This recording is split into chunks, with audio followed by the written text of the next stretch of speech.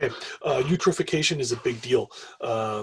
College Board often will test on this. It's an easy topic to make test questions for, because there's a lot of moving parts that come down to fundamentals that are elsewhere in the class. So the College Board likes to find issues that demonstrate your understanding of many things, and eutrophication is one of those. First of all, eutrophication is just excess nutrients. It's too many nutrients in water. Um, and a lot of students are kind of surprised to know that a lot of aquatic environments have very low nutrient levels, very little life, very limited productivity. They're called oligotrophic. And that term has showed up on the AP test, so don't forget, it just means low nutrient levels.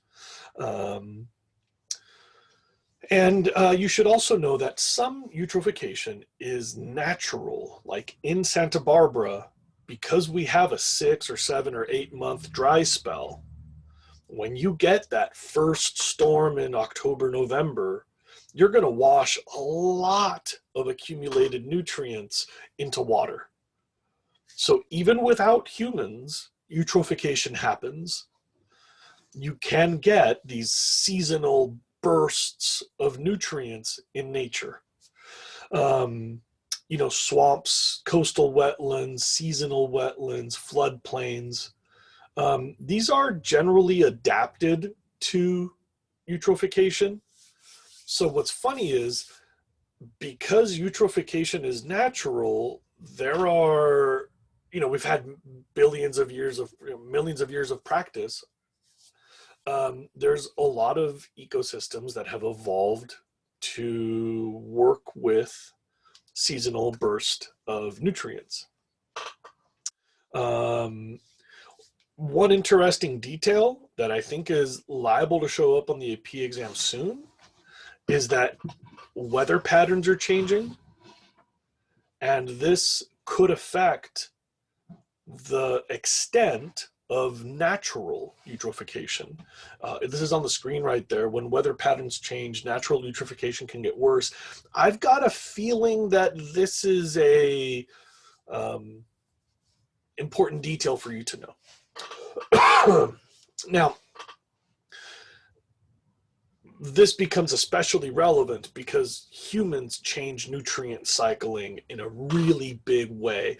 Any place you have humans, imagine what that does at the nutrient level, right? Like wherever we are, we like rearrange the land for farming, and we have livestock and we have pets.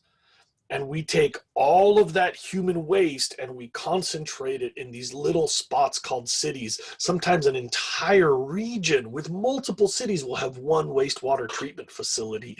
Think of what that does to nutrient levels. This is no longer natural amounts of excess nutrients. This is like, whoa, those humans are really piling on the nutrients. I'll give you a famous example later. This is known as anthropogenic or cultural eutrophication. There may be other terms. It means man-made eutrophication. Remember that some systems are naturally low in nutrients. I just wanted to include a couple pictures of oligotrophic water. But I want to talk about how eutrophication happens. And I'm sorry, but this is very detailed and you're going to need these details. And there's like a fork in the road. I'll show you that in a minute. Okay, so first of all, eutrophication happens when nutrient runoff spikes. More nutrients in water than is usual. And humans add a lot of nutrients to one place. So when that runs off, that creates eutrophication. Humans do fertilizer for agriculture. Humans treat wastewater or don't treat sewage. Cities have a whole bunch of accumulated nutrients that will wash off. Like, think of all the leftover food scraps and pee and poo we leave in the bushes, plus all the stuff that our animals do. Cities have a lot of runoff. And also in places where humans affect erosion rates, a lot of that topsoil, when it hits water, can dissolve and make nutrient-rich water. So number one, these are sources of nutrients that humans add to runoff. You should know that when you add a bunch of nutrients to water, that's not, in and of itself, a problem. I mean, if you're putting more fertilizer in water, you're just going to get a bunch of productivity, right? More nutrients is more life. So number two, when you add more nutrients, you're going to get more life. Those are called algae blooms. Algae are often single-celled organisms that live in water. So when you fertilize the water, you're going to get more life. And we need to be really, really clear that ecologically speaking, at this point, it's not a bad thing. Nutrients added to water just makes more life. That's a huge burst of productivity. That's not in and of itself a bad thing. Now here's that fork in the road. You can get different problems in different ecosystems. I'll show you pictures of both. In lakes, a whole bunch of algae tends to make what's called an algae mat. It's like a floating plug of green stuff right on the surface. You've probably seen this before somewhere. And these algae mats, the bloom results as like a big layer on the surface. This can block light from hitting plants on the bottom of a lake. This can also slow down oxygen exchange with the atmosphere. So when you block gas exchange and you slow photosynthesis, this is the problem in lakes. You don't have as much oxygen produced by plants at the bottom, and you don't have as much gas exchange at the surface. So in lakes, eutrophication causes algae mats, which block water from being oxygenated. They keep the water from being oxygenated. Now, in the ocean, you've got more mixing. Ocean water tends to move more. So the algae blooms in the ocean are not usually a mat at the surface. The water's just green. There's like single-celled algae cycling through. Interestingly, some of these algae blooms can be species which are toxic. So I don't know how much you need to know about this. There's green algae, there's blue algae, and there's red algae. And some of those red algae, which technically are not algae, they're dinoflagellates, some of those red algae are toxic. So just as a little side trip, when we have ocean algae blooms, most of those algae are just not a big deal. They're just food for plankton. But some algae blooms can be toxic. Those are called red tides. Red tide is an algae bloom of toxic algae species. And some of these are gnarly, like really gnarly. Like they off-gas to the air so that people who are just kind of swimming by can breathe toxic spores and die. Some algae causes lesions in fish, and so their skin starts to rot. There's like really intense red tides. Some red tides can be really, really, really hazardous. Not very common, not too much in our part of the world. So anyway, remember that there's a split, right? Lakes, algae mat, low oxygen levels because of the algae mat. In the ocean, you just have a burst of productivity. There's a bunch of algae everywhere. So far, so good. But Remember that everything dies. So when you make a whole bunch of extra algae, you'll get a bunch of extra plankton, you'll get a bunch of extra fish. Algae blooms in the ocean usually are kind of good conditions. It's like a lot of life and everybody's happy. But when everything starts to reach the end of its life and you get a die-off, now you've got a lot of decomposition. And you should know from the previous study goal why that's a problem. Because decomposers use up dissolved oxygen. So in the ocean, the problem is not the algae bloom. In the ocean, the problem is the die-off after the algae bloom, which lowers dissolved oxygen due to all the decomposer activity. Remember the BOD and DO, right? When you give aquatic ecosystems a bunch of stuff to eat, they're going to use up all the oxygen and all their activity to decompose their food, decompose that food. So lowering dissolved oxygen levels causes what are called dead zones, where a whole bunch of aquatic life cannot breathe in the water because all the oxygen is being used up by decomposers whose activity levels spike because of all the extra life all of a sudden. You may want to do that again. That explanation is important. You can always rewind and write this down. It's important to point out that dead zones are localized and they're temporary. Like for a while, all of the oxygen is used up and everything dies. But eventually, once the nutrient levels have come back toward normal, productivity comes back toward normal, the decomposers have used up all the food that they had to decompose, and oxygen interacts with the atmosphere, and oxygen levels come back. So it's important to know that dead zones are localized, like in an area, and they're temporary. After a while, this will pass. The nutrients spread out, life comes back. These are worse when water is slow moving or when you already have really high productivity, like spring or summer. And they're worse where you get a whole bunch of runoff at once because you're putting all those nutrients into one place. So you'll have a big burst of life. In the ocean, that's not the problem. But when you have a whole bunch of death, the decomposers use up the oxygen, and there's your problem. I got pictures for you. This is a famous photograph of a place where there's a feedlot next to a city.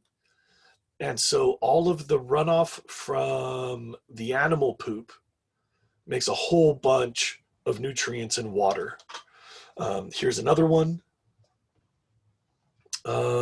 Coastal areas in general where the water doesn't move around a lot, but in this case where everybody's always dumping all of their waste from their boats, that can make an algae bloom. If you have a whole bunch of people living in shallow coastal areas, this is kind of common in the Philippines, in particular Indonesia also, where there's like really shallow coastal waters with a bunch of humans right on the coast. In lakes, don't forget that you get a mat. See, like it floats because lakes tend to have less water movement, right? And so that mat will block oxygen from entering the water, and that's what suffocated this fish. As a general pattern, I got to be really clear about this. Sorry. Our activity, the primary one that you should probably know, is fertilizer, NPK, nitrogen, phosphorus, potassium. Our fertilizer, runoff, algae bloom, so far so good, but algae dies, and that's when the oxygen gets used up. This is what we talked about yesterday, where organic material, if you just have a whole bunch, will overexcite all the decomposers, which means that they use up all the oxygen. You should know that eutrophication is a really expensive problem. So of course, less seafood, so seafood prices go up and seafood taxes go down. And a lot of times when wildlife leaves, it may not come back for a very long time. Um, so you can have really extended changes to the food web. You should also know that some communities can suffer really long-term impacts because of the loss of tourism, or like property values go down. You get like economic depressions because there's less workers. And of course the aesthetic stuff, you know, like thriving ecosystems are beautiful and they get a lot of tourism and recreational activity, but when these ecosystems collapse, you know, people don't like to go there as much. And the bummer is this is really fixable. Like we've talked about a lot of these topics. This is where eutrophication brings a lot of things together. One thing is you could just limit all the water that's flushing to lakes and oceans. So permeable surfaces, places that absorb rainwater instead of creating runoff. Green space is a really good way to soak water in and keep it from flushing out. Also, channelization accelerates runoff. The whole point of channelization is to flush runoff. Or you could limit the nutrients. That's another easy place. You know, like you could just tell people not to fertilize, but that doesn't seem very likely. So maybe keep like a green belt along rivers, right? Because the riparian vegetation will filter runoff before it hits waterways. Floodplains are good. We should leave those alone. It's not a good place to put farms and cities. You know, some methods of agriculture make less runoff, like low tillage, or, you know, like organic fertilizer tends to decompose slowly over time. So you have less fertilizer available on the day that the rain hits. Whereas if you're using synthetic fertilizer and the rain hits, it just all gets washed away. So organic or slower fertilization is a good thing. We'll talk about this in an upcoming study goal, but removing nutrients from wastewater is possible. That's called tertiary treatment. And we'll get to this in a later study goal, but I kind of had to do things out of order now that it's COVID. So you should probably circle this and leave yourself like an asterisk that you'll come back to what this means. And you know, like we keep getting rid of wetlands, but wetlands are so good. They are like the solution to all of this because wetlands reduce runoff, right? They absorb water. It's the sponge effect. They also reduce nutrients because there's all these plants that are specialized to soak up nutrients, right? Like wetlands occur in nature and they're used to extra nutrient levels because eutrophication is natural. So systems that are naturally adapted to eutrophication could be used to limit cultural eutrophication, like wetlands would help absorb our nutrients because they're already absorbing other nutrients. And even better, like if wetlands are so good, why not just use bioswales wherever we need them? Like if there isn't a wetland there, just build one. Artificial wetlands, man-made wetlands, artificial creeks.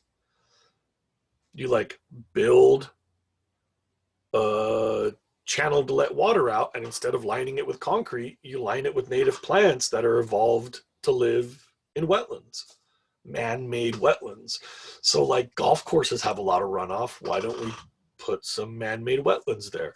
Farms have a lot of runoff. Why don't we just add little wetland buffers where the water leaves a farm?